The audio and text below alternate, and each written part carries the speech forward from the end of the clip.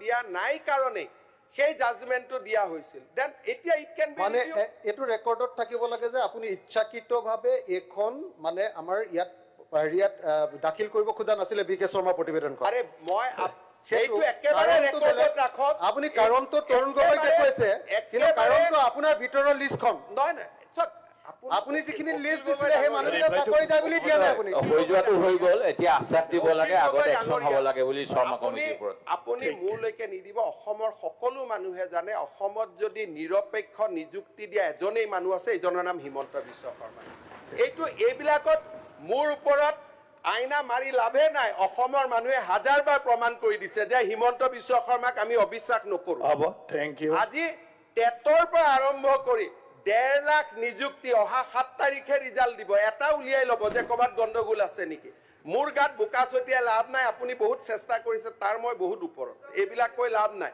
2009 ৰ পৰা এই Akhil Gogoi breaking Akhil Gogoi live Akhil Gogoi unedited কিমান কি ফাইল এজনে এইবাৰো নীলা ফাইল দেখুৱালে এইবিলাক লৈ লাভ নাই ধন্যবাদ হিমন্ত বিশ্ব টাইম টু বেয়া টাইম গৈ আছে কালিৰ পৰা হিমন্ত বিশ্ব শৰ্মাক অসমৰ মানুহে এইবিলাকৰ ওপৰত বুলি অলৰেডি কৈ থৈ দিছে যে ইয়াক গালি গালাজ কৰি লাভ নাই ই কৰি আছে যদি অসমত মই আকৌ এবাৰ কৈছো নিযুক্তি কোনোবাই যদি স্বচ্ছ কৰিছে এডুকেশ্যন মিনিষ্টাৰ পৰা আজিলৈকে মোৰ বাদে কোনেও কৰা নাই কোনে সাহসো কৰা নাছিল গতিকে মোৰ গাত ছটিয়া ছটি কৰি থাকি লাভ নাই এটাই কথা কৈছো প্ৰতিশ্ৰুতি সদনক দিছো যে হাইকোৰ্টৰ জাজমেন্টকো এনেতৰে সাহসেৰে ক্ৰিটিসাইজ কৰিব পৰা সাহস অকল হিমন্ত বিশ্ব শৰ্মাৰ আছে আৰু কাৰো নাই আপুনি নোৱাৰিলে কিন্তু আপুনি নোৱাৰিলে মই কিন্তু সিধা সিধি কলো যে এইটো জাজমেন্টৰ লগত মই I am not in agreement তাৰমানে মোৰ কমিটমেন্ট কিমান আপুনি বুজি লওক মোৰ কমিটমেন্টৰ লেভেলটো কিমান আপুনি বুজি লওক আপুনি ডেট কেটা গালি গাই দিলে আৰু দুখটো আমাৰ গাত আনিলে কিন্তু আপুনি এইটো কথা নকলে যে হাইকোৰ্টে অলপ দেৰি অপেক্ষা কৰিব লাগিছে কাৰণ আপোনাৰ বেইলৰ কেছ আছে মোৰটো কেছ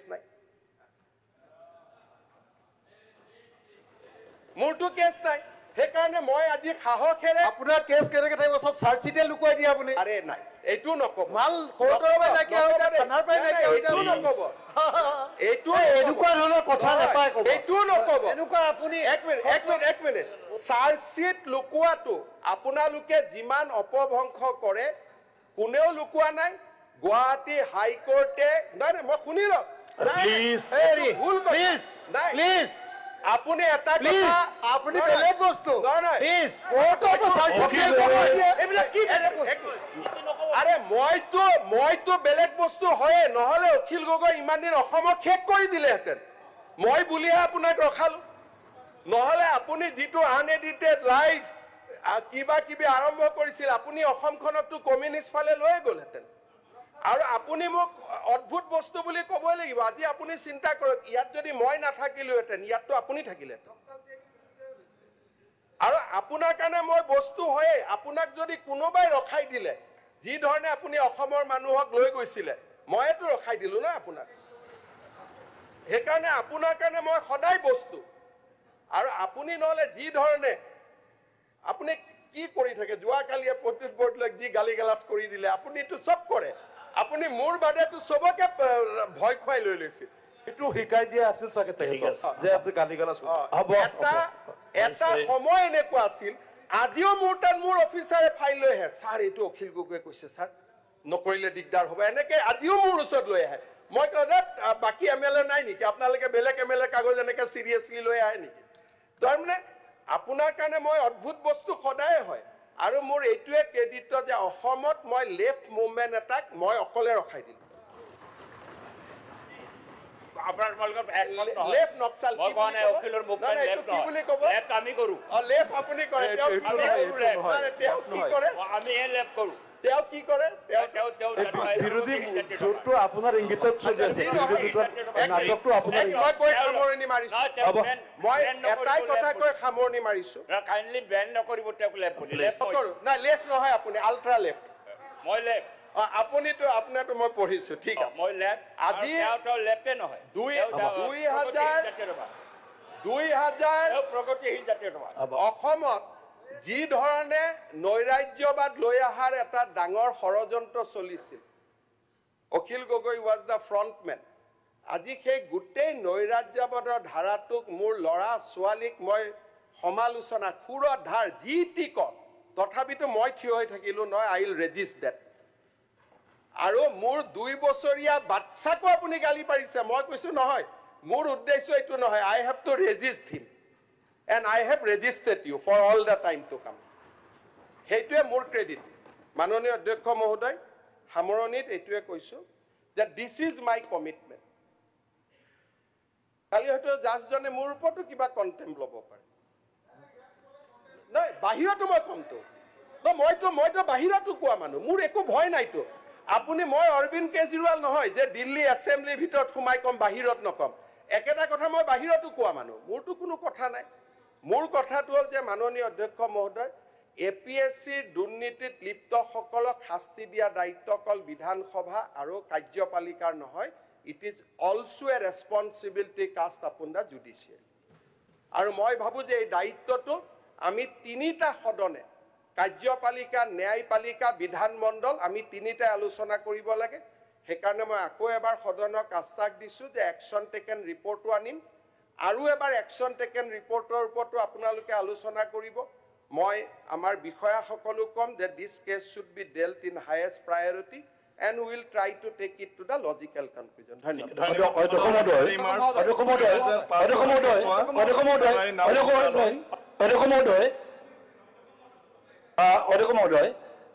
তাৰমানে যেতিয়া ডিবেট হৈ আছিলে, মই এটা কথা কৈছিলোঁ, মই মুখ্যমন্ত্ৰী ডাঙৰীয়া এইটো কথাটো অলপ আনিব নেকি বুলি ভাবিছিলোঁ। তাৰমানে যিসকলে দুৰ্নীতি কৰি চাকৰিটো পালে, বৰখাস্ত কৰাৰ কথা কৈ আছোঁ আমি, ঠিকেই আছে, কিন্তু যিসকলে সেই সময়ত মেধা ল'ৰা ছোৱালীয়ে যুৱচামে চাকৰি নাপালে এই দুৰ্নীতিৰ কাৰণে, সিহঁতৰ কাৰণে সমবেদনা এটা জ্ঞাপন কৰি সিহঁতৰ প্ৰতি এটা এপলজি সেই সময়ৰ চৰকাৰ চলোৱা কংগ্ৰেছ পাৰ্টীয়ে দিব লাগে বুলি মোৰ ফালৰ পৰা মই অনুৰোধ জনাইছোঁ। সদন 4 মাৰ্চ 2025 ৰাতিপুৱা 9:30 বজালৈ স্থগিত ৰখা হ'ল।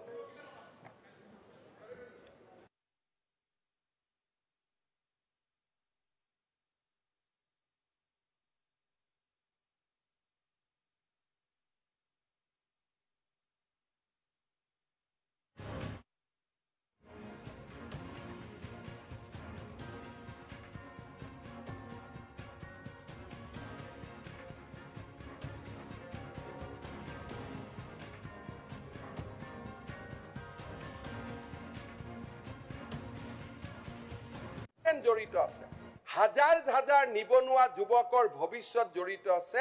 High court should have summon chief secretary যে আপনি কিয় এফিডেভিট দিয়া নাই কওক। This is not a case where judgment will be delivered without affidavit in opposition. হাইকোর্টে চিফ সেক্রেটারিক মাতিব লাগিছিল যে chief secretary this is a thing, যদি এই অৰ্ডাৰটো যদি মই দিওঁ, গোটেই APSC তদন্তত খেলিমেলি আহিব, অসমৰ যুৱ প্ৰজন্ম হতাশ হ'ব, আপুনি মোৰ সন্মুখত আহক আৰু আপুনি মোক উত্তৰ দিয়ক কিয় এফিডেভিট দিয়া নাই।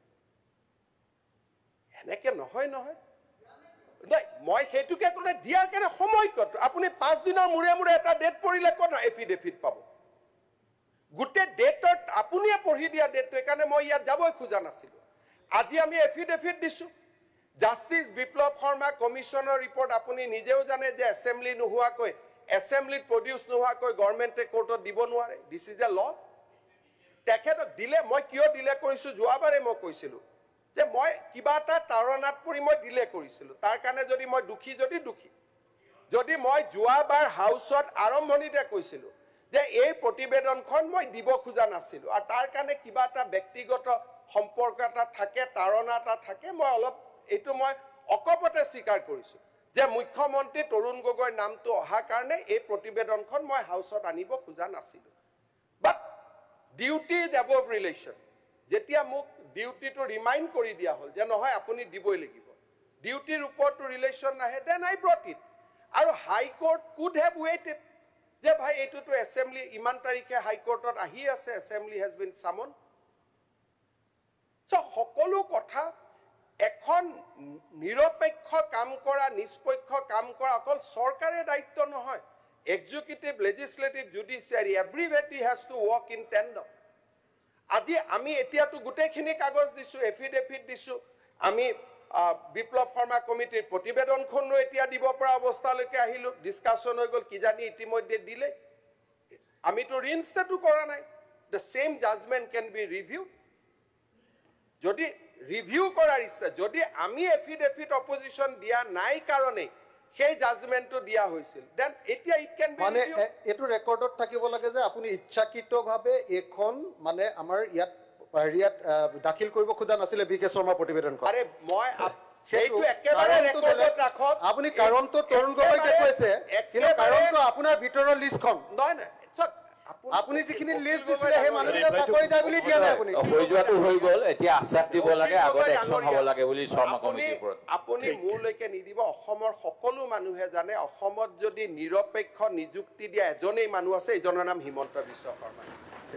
এইবিলাকত মোৰ ওপৰত আইনা মাৰি লাভে নাই। অসমৰ মানুহে হাজাৰবাৰ প্ৰমাণ কৰি দিছে যে হিমন্ত বিশ্ব শৰ্মাক আমি অবিশ্বাস নকৰো। হ'ব, থেংক ইউ। আজি টেটৰ পৰা আৰম্ভ কৰি 1.5 লাখ নিযুক্তি অহা 7 তাৰিখে ৰিজাল্ট দিব। এটা উলিয়াই ল'ব যে ক'ৰবাত গণ্ডগোল আছে নেকি। মোৰ গাত বোকা ছটিয়াই লাভ নাই। আপুনি বহুত চেষ্টা কৰিছে, তাৰ মই বহুত ওপৰত। এইবিলাক কৈ লাভ নাই। 2009ৰ পৰা এই Akhil Gogoi breaking, Akhil Gogoi live, Akhil Gogoi unedited, কিমান কি ফাইল, এজনে এইবাৰো নীলা ফাইল দেখুৱালে। এইবিলাক লৈ লাভ নাই। ধন্যবাদ। হিমন্ত বিশ্ব হিমন্ত বিশ্ব শৰ্মাক অসমৰ মানুহে এইবিলাকৰ ওপৰত বুলি অলৰেডি কৈ থৈ দিছে যে ইয়াক গালি গালাজ কৰি লাভ নাই, ই কৰি আছে। যদি অসমত, মই আকৌ এবাৰ কৈছো, নিযুক্তি কোনোবাই যদি স্বচ্ছ কৰিছে, এডুকেশ্যন মিনিষ্টাৰৰ পৰা আজিলৈকে মোৰ বাদে কোনেও কৰা নাই, কোনে সাহসো কৰা নাছিল। গতিকে মোৰ গাত ছটিয়া ছটি কৰি থাকি লাভ নাই। এটাই কথা কৈছো, প্ৰতিশ্ৰুতি সদনক দিছো যে হাইকোৰ্টৰ জাজমেণ্টকো এনেদৰে সাহসেৰে ক্ৰিটিচাইজ কৰিব পৰা সাহস অকল হিমন্ত বিশ্ব শৰ্মাৰ আছে, আৰু কাৰো নাই। আপুনি নোৱাৰিলে, কিন্তু আপুনি নোৱাৰিলে। মই কিন্তু চিধা চিধি ক'লো যে এইটো জাজমেণ্টৰ লগত মই I am not in agreement. তাৰমানে মোৰ কমিটমেণ্ট কিমান আপুনি বুজি লওক, মোৰ কমিটমেণ্টৰ লেভেলটো কিমান আপুনি বুজি লওক। আপুনি ডেট কেইটা গাই দিলে আৰু দুখটো আমাৰ গাত আনিলে, কিন্তু আপুনি এইটো কথা নকলে যে হাইকোৰ্টে অলপ দেৰি অপেক্ষা কৰিব লাগিছে, কাৰণ আপোনাৰ বেইলৰ কেছ আছে, মোৰতো কেছ নাই। মোৰতো কেছ নাই, সেইকাৰণে মই আজি সাহসেৰে। আপোনাৰ কেছ কেনেকে থাকিব? চব চাৰ্জশ্বিটে লুকুৱাই দিয়ে আপুনি। আৰে নাই, এইটো নকব। মাল কোৰ্টৰ পৰা নাইকিয়া হৈ যায়, থানাৰ পৰা নাইকিয়া হৈ যায়। এইটো নকব, এইটো এনেকুৱা ধৰণৰ কথা নাপায় ক'ব। এইটো নকব। এনেকুৱা আপুনি এক মিনিট চাৰ্জশ্বিট লুকুৱাটো আপোনালোকে যিমান অপভংশ কৰে, কোনেও লুকুৱা নাই। গুৱাহাটী হাইকোৰ্টে নাই, মই শুনি লওক, ভুল প্লিজ। আপুনি এটা কথা, আপুনি বেলেগ বস্তু।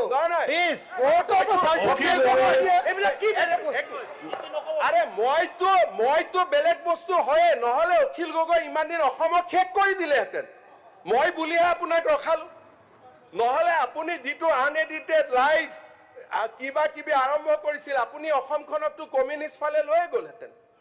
আৰু আপুনি মোক অদ্ভুত বস্তু বুলি ক'বই লাগিব। আজি আপুনি চিন্তা কৰক, ইয়াত যদি মই নাথাকিলোহেঁতেন, ইয়াততো আপুনি থাকিলেহেঁতেন।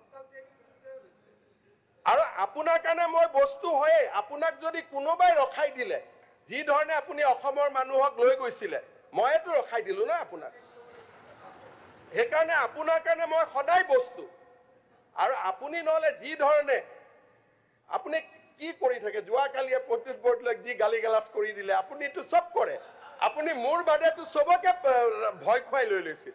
এইটো শিকাই দিয়া আছিল চাগে যে আপুনি গালি গালাজ এটা সময় এনেকুৱা আছিল, আজিও মোৰ তাত মোৰ অফিচাৰে ফাইল লৈ আহে, ছাৰ এইটো অখিল গগৈয়ে কৈছে, ছাৰ নকৰিলে দিগদাৰ হ'ব, এনেকে আজিও মোৰ ওচৰত লৈ আহে। মই কওঁ যে বাকী MLA নাই নেকি, আপোনালোকে বেলেগ MLA কাগজ এনেকে চিৰিয়াছলি লৈ আহে নেকি? তাৰমানে আপোনাৰ কাৰণে মই অদ্ভুত বস্তু সদায় হয়। আৰু মোৰ এইটোৱে ক্ৰেডিট যে অসমত মই লেফ্ট মুভমেণ্ট এটাক মই অকলে ৰখাই দিলো। লেফ্ট নক্সাল কি বুলি ক'ব?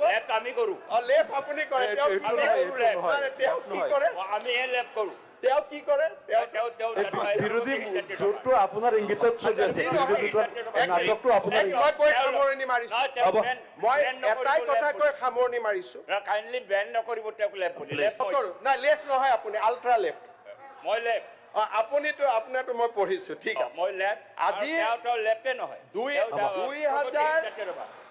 2000 প্ৰগতিশীল জাতীয়তাবাদ অসমত যি ধৰণে নৈৰাজ্যবাদ লৈ অহাৰ এটা ডাঙৰ ষড়যন্ত্ৰ চলিছিল অখিল গগৈ ৱাজ দ্য ফ্ৰণ্টমেন আজি সেই গোটেই নৈৰাজ্যবাদৰ ধাৰাটোক মোৰ ল'ৰা ছোৱালীক মই সমালোচনা সুৰৰ ধাৰ যি টি কওঁ তথাপিতো মই থিয় হৈ থাকিলো নহয় আই উইল ৰেজিষ্ট ডেট আৰু মোৰ 2 বছৰীয়া বাচ্চাকো আপুনি গালি পাৰিছে মই কৈছো নহয় মোৰ উদ্দেশ্য এইটো নহয় I have to resist him and I have resisted you for all the time to come.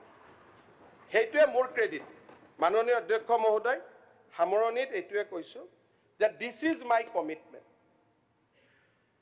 কালি হয়তো জাজজনে মোৰ ওপৰতো কিবা কণ্টেম্প ল'ব পাৰে নাই বাহিৰতো মই কমতো মইতো বাহিৰতো কোৱা মানুহ মোৰ একো ভয় নাইতো আপুনি মই অৰবিন্দ কেজৰিৱাল নহয় যে দিল্লী এছেম্বলিৰ ভিতৰত সোমাই কম বাহিৰত নকম একেটা কথা মই বাহিৰতো কোৱা মানুহ মোৰতো কোনো কথা নাই মোৰ কথাটো হ'ল যে মাননীয় অধ্যক্ষ মহোদয় এপিএছচিৰ দুৰ্নীতিত লিপ্তসকলক শাস্তি দিয়া দায়িত্ব অকল বিধানসভা আৰু কাৰ্যপালিকাৰ নহয় it is also A responsibility caste upon the judiciary আৰু মই ভাবোঁ যে এই দায়িত্বটো আমি 3টা সদনে কাৰ্যপালিকা ন্যায়পালিকা বিধানমণ্ডল আমি 3টাই আলোচনা কৰিব লাগে সেইকাৰণে মই আকৌ এবাৰ সদনক আশ্বাস দিছোঁ যে একশ্যন টেকেন ৰিপৰ্টো আনিম আৰু এবাৰ একশ্যন টেকেন ৰিপৰ্টৰ ওপৰতো আপোনালোকে আলোচনা কৰিব মই আমাৰ বিষয়াসকলক ক'ম যে দিছ cash should be ডেল্ট in highest priority and will try to take it to the logical conclusion ধন্যবাদ